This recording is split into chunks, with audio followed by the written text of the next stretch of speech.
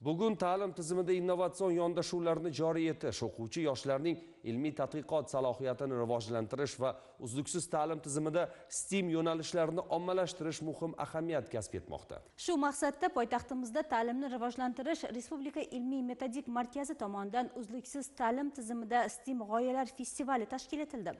Jarayonlardan muxbirimiz Dinara Rahimova xabar qiladi.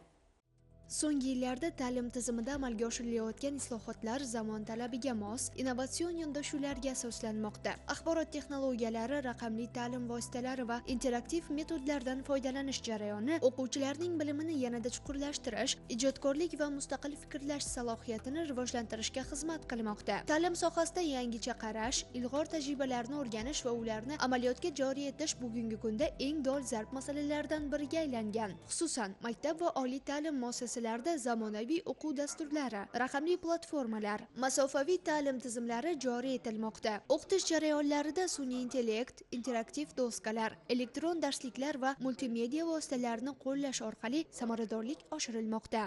2026 yil O'zbekistonda favqulodda ta'lim yili, aynan kasbiy ta'lim yili deb e'lon qilindi.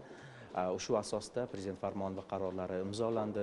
Endilikda kasbiy ta'lim siyosatini yurituvchi agentlik tashkil etildi va bu agentlikka xalqaro dasturlarni O'zbekistonda joriy etish masalalari, kasbiy ta'limdagi dasturlarni soatlarini qayta ko'rib chiqish, ko'proq nazariyadan amaliyot darslarining sonini oshirish, chet tillari soatlarini 4 baravarga oshirish bo'yicha topshiriqlar berdilar. Mana bugungi festivalimizda STEM yo'nalishlari bo'yicha amalga oshirilayotgan amaldagi loyihalar muhokama qilindi. Innovatsion yondashuvlarning asosiy maqsadi o'quvchini faqat bilim oluvchi emas, balki bilim yaratuvchi, mustaqil fikrlaydigan shaxs sifatida shakllantirishdir. STEM yondashuvi asosida tashkil etilgan ushbu tashabbus nafaqat ta'lim sifati, balki o'qituvchilarning zamonaviy pedagogik metodlardan foydalanish tajribasini ham boyitadi. Hozirgi kunda 2 xil to'plam ishlab chiqqanmiz. 5 va 6 sinflar uchun xususiy va davlat maktablariga va bog'chalariga tatbiq qilib kelmoqdamiz. Prezident maktablari, barkamol avlodlar va maktablarda darslik sifatida kirityapmiz. Bu birinchi milliy robototexnika to'plami hisoblanadi.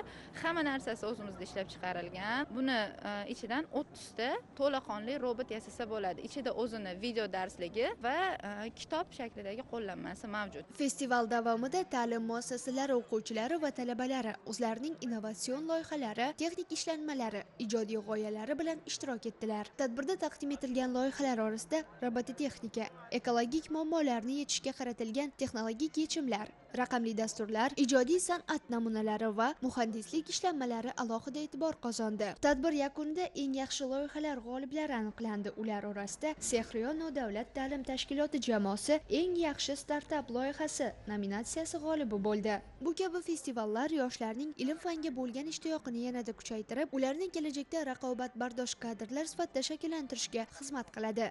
Dinora Rahimova, Shohruh Toshnazarov, yoshlar.